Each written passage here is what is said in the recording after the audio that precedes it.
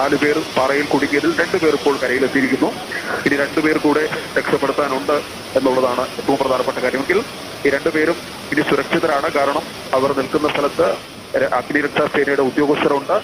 അവരെ കൊണ്ടുവരുന്നതിനുള്ള എല്ലാ സംവിധാനങ്ങളും ചെയ്തിട്ടുണ്ട് എന്നുള്ളതാണ് ഏറ്റവും പ്രധാനപ്പെട്ട കാര്യം. ഈ ദൃശ്യങ്ങളൊക്കെ ഒരുപക്ഷെ ഈ മഴക്കാലമാകുമ്പോൾ അത്ര കേരളത്തിന് പരിചിതമല്ലാത്ത ഒരുപക്ഷെ ദൃശ്യങ്ങളായിരിക്കാം. കാരണം പാറയിൽ കൊടുക്കുക, അവരെ രക്ഷപ്പെടുത്തി കൊണ്ടുവരിക, ആ ഒരു സംയമനത്തോടുകൂടി ഈ പുഴയെക്കുറിച്ച് ഒരു പക്ഷേ കുറച്ചെങ്കിലും അറിയാവുന്ന ആളുകളാവാം ഈ പാറപ്പുറത്ത് നിന്നതും.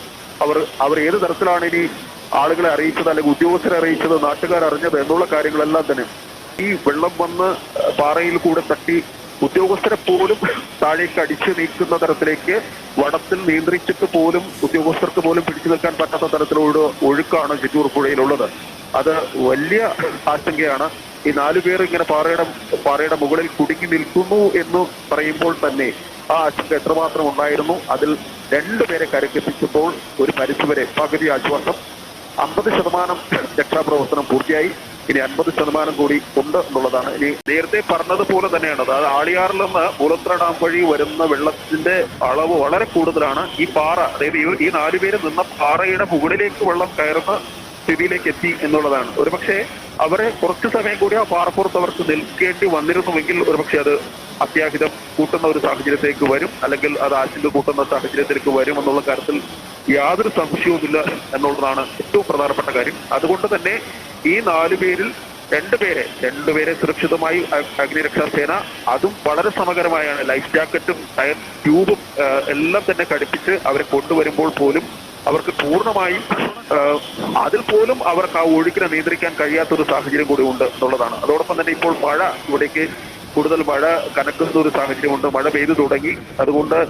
അതുകൊണ്ട് തന്നെ ഈ പുഴയിലേക്ക് വെള്ളം കൂടിക്കൊണ്ടിരിക്കുന്ന ഒരു സാഹചര്യം കൂടി.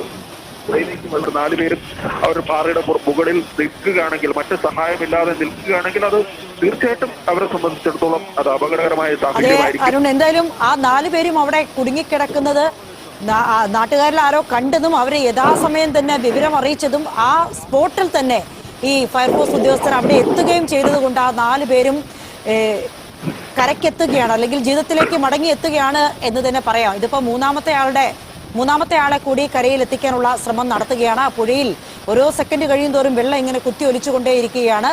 അത്യാവശ്യം നല്ല വെല്ലുവിളി നിറഞ്ഞൊരു ഘട്ടത്തിലൂടെ തന്നെയായിരുന്നു രക്ഷാപ്രവർത്തനം കടന്നു പോകുന്നത്. അരുൺ, തുടരാം. ഈ കരയിലെത്തിയ 2 പേരിൽ നിന്ന് എന്തെങ്കിലും സംസാരിക്കാനൊക്കെ പറ്റിയോ?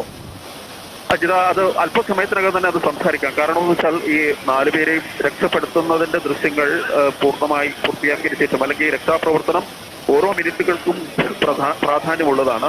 തീർച്ചയായും 4 പേരെയും കരക്കെത്തുക എന്നുള്ളതാണ് ഏറ്റവും പ്രധാനപ്പെട്ട കാര്യം. ഞാൻ ആ കരയിലെത്തിയത് കൊണ്ട് സംസാരിക്കാൻ അരുണിന് പറ്റുമോ എന്നാണ് ചോദിച്ചത്. അരുൺ, പറയൂ. അവരുടെ അടുത്തേക്ക് എനിക്ക് എത്തിപ്പെടാൻ കഴിഞ്ഞിട്ടില്ല. കാരണം ഞാൻ കുറച്ച് ഇങ്ങോട്ട് മാറിയാണ് നിൽക്കുന്നത്. ദൃശ്യങ്ങൾ കൂടുതൽ വ്യക്തതയ്ക്ക് വേണ്ടിയിട്ട് കുറച്ച് മാറിയിട്ടാണ് നിൽക്കുന്നത്. അവരൊരു പക്ഷേ ഈ കയറി വന്നതിന്റെ ഒരു ആഘാതത്തിലായിരിക്കാം. അത് അല്പസമയത്തിനകം തന്നെ അവരുടെ പ്രതികരണം, ഈ 4 പേരും കരക്കെത്തിക്കഴിഞ്ഞാൽ തീർച്ചയായിട്ടും അവരോട് നമ്മൾ എന്താണ് സംഭവിച്ചതെന്നുള്ള കാര്യം അവരോട് നമുക്ക് അന്വേഷിക്കാം. അവർ കൃത്യമായി തന്നെ ആ കാര്യങ്ങൾ പറയുകയായിരിക്കാം. എന്തായാലും നമ്മൾ ആദ്യം വന്ന് ക്യാമറ ദൃശ്യങ്ങൾ പകർത്തുമ്പോഴുള്ള പുഴയല്ല ഇപ്പോൾ. കാരണം പുഴയ്ക്ക് ഓരോ മിനിറ്റ് കഴിയുന്തോറും പുഴയുടെ ഒഴുക്ക് കൂടുകയാണ്, വെള്ളം കൂടുതൽ ഉയരുകയാണ്. അതുകൊണ്ട് തന്നെ ഒരു പക്ഷേ കൃത്യസമയത്തൊരു രക്ഷാപ്രവർത്തനത്തിന്റെ കൃത്യമായ ഒരു ഇടപെടൽ നടത്താൻ കഴിഞ്ഞു എന്നുള്ളതാണ് യാഥാർത്ഥ്യം. അവരുടെ മുഖത്ത് ആ അമ്പരപ്പുണ്ട് എന്നുള്ളതാണ്. എന്താണ് സംഭവിച്ചതെന്ന് ഒരു പക്ഷേ അവർക്ക് കുറച്ച് കൂടി കഴിയേണ്ടി വരും അവർക്ക് ആ ഒരു യാഥാർത്ഥ്യത്തിലേക്ക് എത്താൻ എന്നുള്ളതാണ്. കാരണം ജീവിതത്തിനും ഒരു വലിയൊരു അപകടം നേരിൽ കണ്ടതിന്റെ ഒരു ആഘാതം അവർ വിട്ടൊഴിഞ്ഞിട്ടില്ല എന്നുള്ളതാണ് യാഥാർത്ഥ്യം. ഈ 4 പേരും നിൽക്കുന്ന സാഹചര്യം, കരയിൽ നിന്ന് ആര് നിലവിളിച്ചു പറഞ്ഞാലും അല്ലെങ്കിൽ നിർദ്ദേശം കൊടുത്താലും ഈ 4 പേർക്ക് വേറൊരു തരത്തിലേക്ക് അവർക്ക് മാറാൻ കഴിയാത്തൊരു സാഹചര്യം കൂടി ഉണ്ടായിരുന്നു എന്നുള്ളതാണ്. പക്ഷേ ഉദ്യോഗസ്ഥരെത്തി അവരുടെ അടുത്തേക്ക് പോയി ഒരു പക്ഷേ ലൈഫ് ജാക്കറ്റൊക്കെ ധരിപ്പിച്ചപ്പോഴായിരിക്കാം അവർക്ക് ഞങ്ങൾ അത്തരത്തിൽ ഞങ്ങൾ രക്ഷപ്പെടാൻ പോകുന്നു എന്നൊരു ചിന്ത എന്ന് വന്നത്. എന്താണ് സംഭവിച്ചത്? അല്ലെങ്കിൽ ഒരു പക്ഷേ അവർ കുളിക്കാൻ ഇറങ്ങിയതാണോ, അല്ലെങ്കിൽ പുഴ കാണാൻ ഇറങ്ങിയതാണോ, അല്ലെങ്കിൽ മറ്റേതെങ്കിലും സാഹചര്യത്തിൽ ഇവിടേക്ക് വന്നുപെട്ടതാണോ എന്നുള്ളതൊക്കെ തന്നെ ഇനി അവരോട് തന്നെ ചോദിക്കണം. സേനാ ഉദ്യോഗസ്ഥർക്ക്, ഫയർഫോഴ്സ് ഉദ്യോഗസ്ഥർക്ക് ഒരു ബിഗ് സല്യൂട്ട് തന്നെ നൽകണം. അവർ ഈ വിവരം അറിഞ്ഞ ഉടനെ തന്നെ ഒട്ടും അമാന്തം കാണിച്ചില്ല. ആ സമയത്ത് തന്നെ അവിടേക്ക് എത്തി രക്ഷാപ്രവർത്തനം നടത്തി. ഇതാ ആ 4 പേരെയും കരക്കെത്തിക്കുകയാണ്. ആ 4 പേരും ജീവിതത്തിലേക്ക് തിരിച്ചു വരുന്നു എന്ന് തന്നെ വേണമെങ്കിൽ പറയാം. കാരണം അത്രമാത്രം രൗദ്രഭാവം പൂണ്ടിരിക്കുന്ന ചിറ്റൂർ പുഴയാണ് അല്പം മുൻപ് കണ്ടത്. ആ ദൃശ്യങ്ങൾ കണ്ടപ്പോൾ നമ്മളിലൊക്കെ തന്നെ വലിയൊരു ആശങ്കയുണ്ടായിരുന്നു. ആ ആശങ്കയൊക്കെ അസ്ഥാനത്താക്കിക്കൊണ്ട് ആശ്വാസ തീരത്തിലേക്ക് ആ 4 പേരെയും കൊണ്ടുചെന്നെത്തിച്ചിരിക്കുകയാണ് നമ്മുടെ ഫയർഫോഴ്സ് സംഘങ്ങൾ എന്നുള്ളതാണ്. ഇനി അവിടെ 4 പേരെയും കരയ്ക്ക് എത്തിച്ചു. ഇനി ആ പാറക്കെട്ടിലേക്ക് പോയ ഫയർഫോഴ്സ് ഉദ്യോഗസ്ഥർ അവർ കരയിലേക്ക് എത്താനുള്ള നീക്കം നടത്തുകയാണ്. ലൈഫ് ജാക്കറ്റൊക്കെ ഉപയോഗിച്ചുകൊണ്ടാണ് രക്ഷാപ്രവർത്തനം നടത്തിയത് എന്നുള്ളതാണ്.